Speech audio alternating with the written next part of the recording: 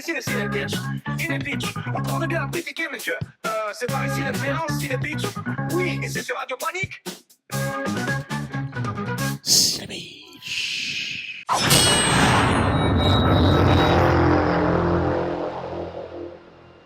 절간 노비의 몸에서 태어난 세상에서 가장 천한 나 덕기가 왕관을 쓰고 용성에 앉아있는 너를 보고 있다. 지금 떨고 있는 자가 누구인가? 네가 나의 주인인가? 내가 너의 주인인가? 왜 검을 익히느냐? 두 사람을 죽이기 위해서입니다. 그들이 내 아버지 풍창과 어머니를 죽였습니다. 나 설랑이. 홍이 너의 원수다. 이 고려 땅이 온전히 내 발 아래 놓이는 좋은 구경을 놓쳐선 안 되죠.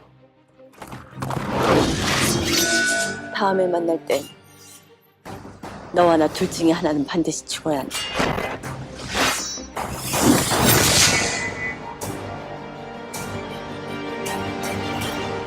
당신을 죽이겠어요. 오너라. 가져라. 네가 원하는 모든 것을 다 가져라. 피로 지은 죄 피로 씻을 것이다. 나 풍천의 딸 홍이가 송림에게 피를 거두러 왔다.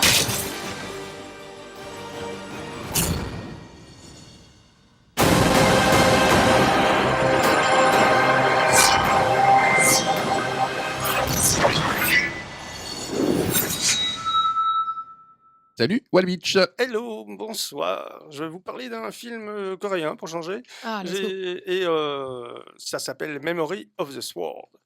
Alors, cette histoire de trois épéistes coréens à la tête d'un soulèvement populaire pendant la dynastie Goryeo, bon, bien sûr, c'est mal prononcé, c'est la période de 918 à 1392, comme ça vous savez, hein, est aussi l'histoire d'une trahison, d'une histoire d'amour passionnel et d'une vengeance implacable. Stylé. Memory of the Sword est avant tout un véritable wuxupian, c'est-à-dire un film d'épéiste typiquement japonais chinois pardon, à la base, et c'est un genre à part entière du cinéma chinois, donc le wuxupian, et dans l'esprit de Tigre et Dragon, que vous connaissez sûrement. Je ne sais plus où j'en suis, oui.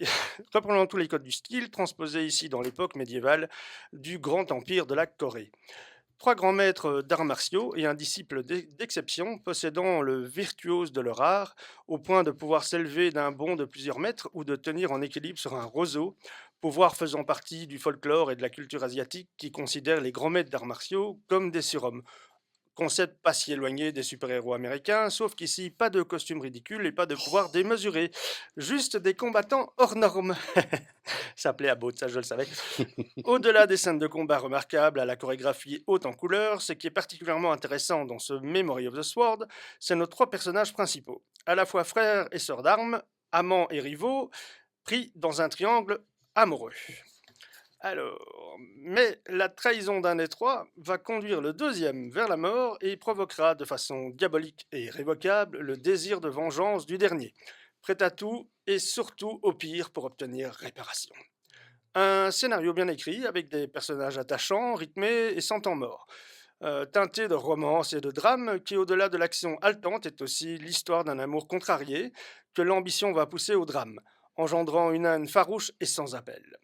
Dépeignant en sous-texte les jeux de pouvoir et le chaos engendré par les intrigues de salon et autres conspirations au sein même de l'État et de la cour de l'empereur qui affectèrent cette période trouble du pays.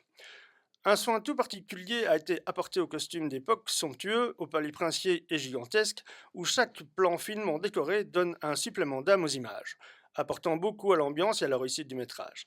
Doublé d'un casting impeccable, jouant des personnages attachants qui nous font rapidement adhérer à leur cause et à leur destin incertain. Memory of the Sword, premier essai dans le wuxupian par le réalisateur Park Eun-sik, qui s'en sort aisément avec les honneurs. Amateurs du genre, n'hésitez pas. Et pour les autres, une excellente façon de découvrir le wuxupian, genre incontournable du cinéma asiatique. Memory of the Sword, une histoire d'épée qui vous restera dans les mémoires. Et ben, t'as compris? Mémoire, épée, c'est le titre, mémorisation. Ah oui, bah oui, Bah ouais. bah oui, bravo, bravo, bravo, bravo. Je ne sais pas Avec comment tu plaisir. vas trouver tous ces petits jeux de mots. Moi non plus, je ne sais pas comment je les trouve. Silly Beach toutes les 2 semaines sur le 105.4 FM, en rediffusion sur la chaîne YouTube. Grand merci à toi pour ta chronique Merci à vous. cinéma. Vous écoutez Radio Panique.